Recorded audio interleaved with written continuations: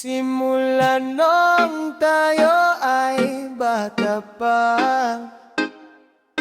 marami na tayong pangarap.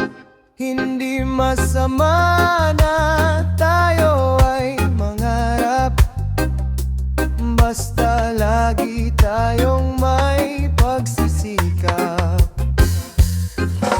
Lahat ng nararanasang hirap may darating at kapalit na sarap.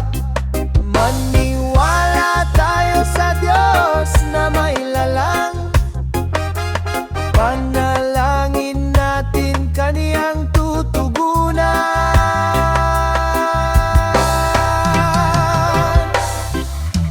Bawat nilalang may munting pangarap,